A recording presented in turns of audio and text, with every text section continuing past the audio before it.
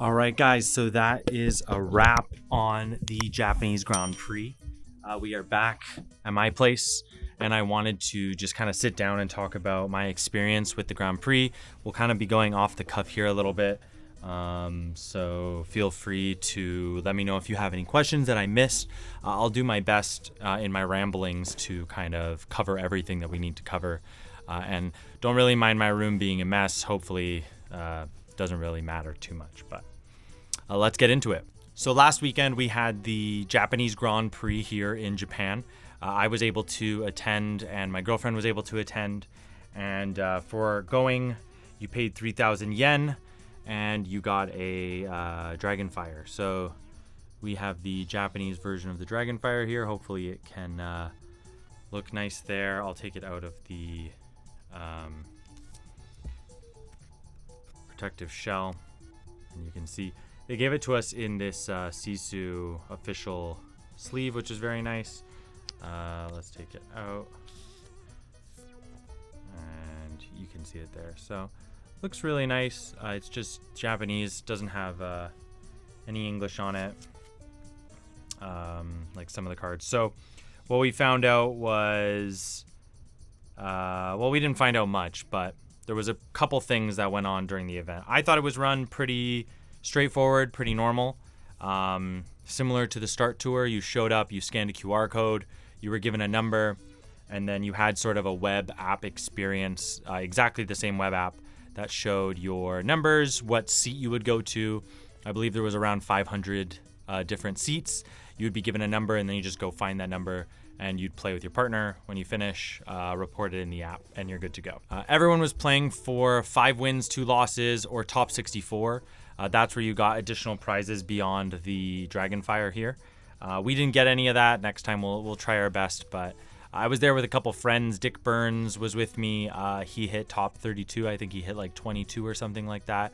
So he got the Cinderella, the Rapunzel, and the Let It Go. I'll put a photo in here of that. As well, I will overlay some video of the event hall and what it looked like. There's just a lot of purple tables with the Lorcana logo on them.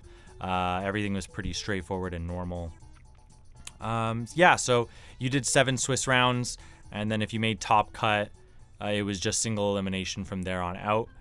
We saw a lot of different decks. I would say the main meta was red purple, followed by Amber Song and Ruby Amethyst kind of in there, and then some kind of sleeper hits. I definitely saw Amber Amethyst.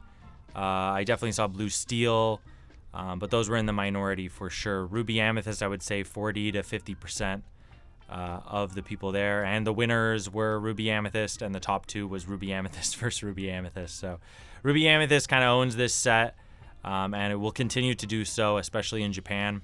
I feel like a lot of people have invested the money and time into learning Ruby Amethyst, so they'll keep playing that set. Overall, I would say the biggest things about the event were we ran into some issues with judges. One of the big things that we were seeing on Japanese Twitter was in the official rules of the event, it would said that you must be able to communicate with Japanese players to be able to attend the event. And a few very, very small minority of players kind of took this very literally. I see this rule across Japan a lot of the time, and it kind of doesn't mean much beyond setting a precedent that if you can't speak at all, we don't have support for you, and if we tell you to leave, you're going to have to leave, or if we tell you we can't help you, then we can't help you.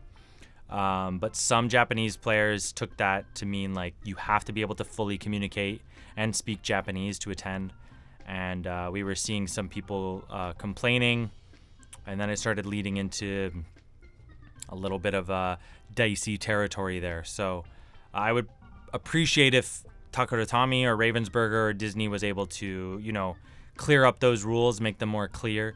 Of course, there are people that live here that would like to play, and in the diversity rules for Lorcana, it says that you can't be excluded for language or anything like that.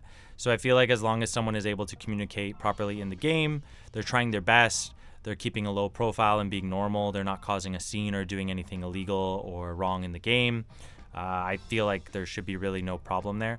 That's my opinion on it, and I think that that's the right opinion. And then we had some issues with judges making incorrect calls, which I guess goes towards the judge program that people are begging for happening.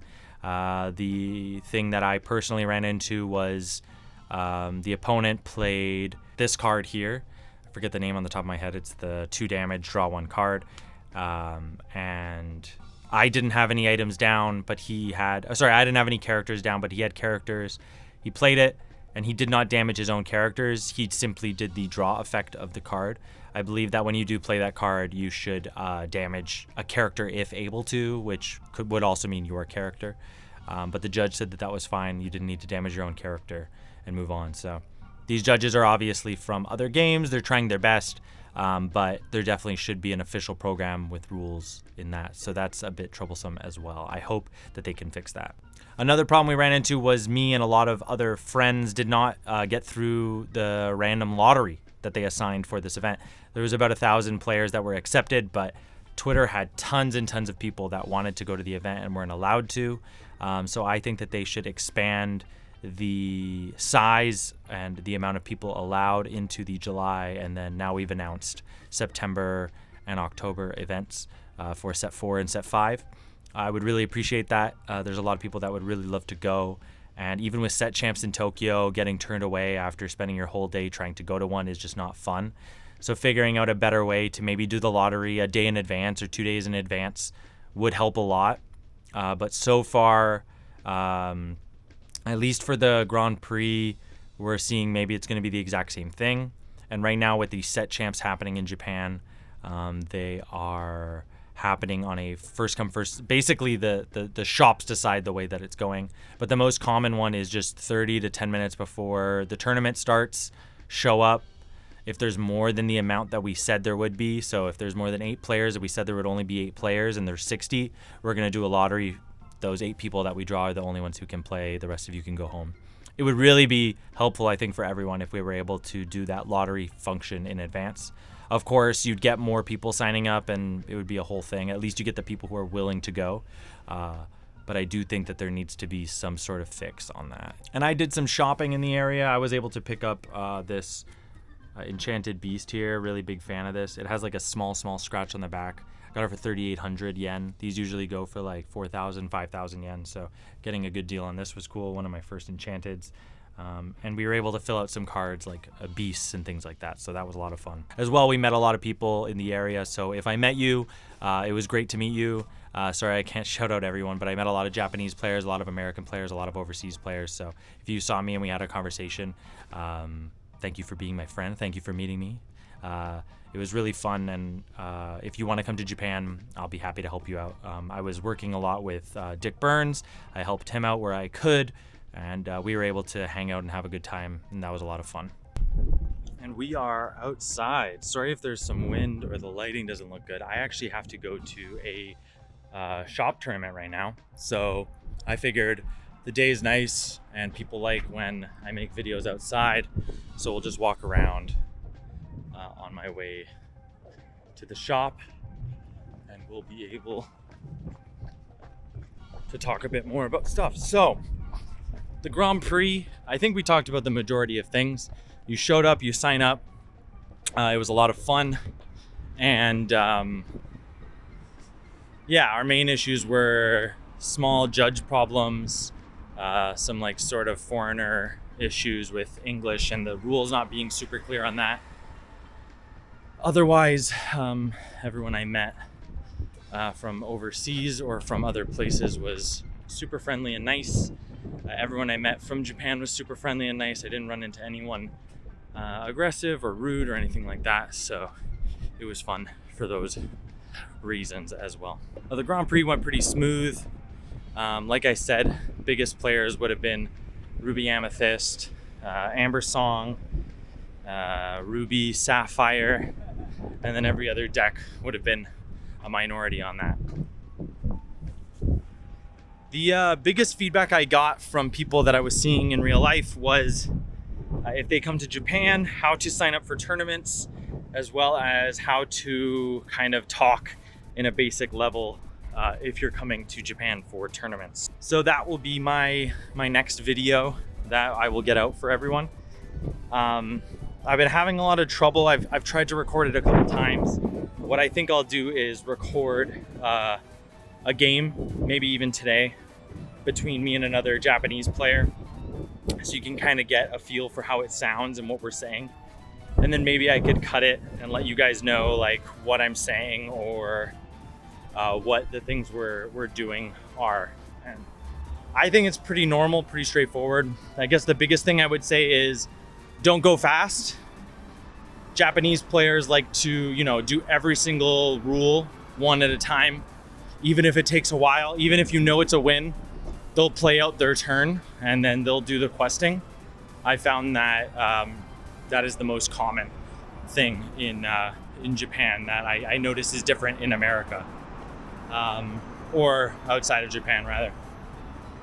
So even if you can't speak a word of it, I would say go slowly and do each turn one at a time. Ink your things properly, play them properly, play things one at a time. Don't play, you know, 3 1 cost and just do 3 ink, and then it's better to just do 1 1 1 and you're good to go. As well, I've noticed that people have had sort of issues with the phone app. You can definitely use the phone app out here. I've not ran into any problems with it. The thing that I've seen said sometimes has been put it on airplane mode, but also if you want to use pen and paper, there are a lot of local players that do that as well. I prefer the app just because I'm not too good at math, so it's great for me to just press the buttons on there and it works. So that is pretty much everything I wanted to cover about the Grand Prix. Pretty easy to go to. The biggest problem was getting through the lottery. What I'll do today is I'm going to a shop tournament right now. I'm going to a locals. I'll try and record a game there, use that footage to make sort of a walkthrough of how the flow of the game is in Japan, and give you guys sort of insight on what to say, when to say it, and how the atmosphere is between players. Also, we have footage from the Chinese GP, and they did stream the Japanese GP finals, but I don't know if that's available online, but I can try and get that footage as well. But thanks for watching, guys. I do appreciate it. Hopefully this gave you guys a little bit of a look into the Japan situation, the Grand Prix here. Best of one is not fun, especially if you have to do like 13 wins in a row. But what can you really do about it? The tournament was pretty straightforward, ran pretty smoothly. I would just say judges kind of a problem, and yeah, just best of one is kind of an issue when you don't know what you're going against and you have to blind mulligan into it, and rolling the dice is kind of the biggest play that you can make. But the game's fun. A lot of people are really nice and welcoming out here. So if you guys are thinking about coming, or if you have any questions about playing Lorcana or other card games out here in Japan, feel free to leave a comment down below. Please subscribe if you're not subscribed already. I would appreciate it.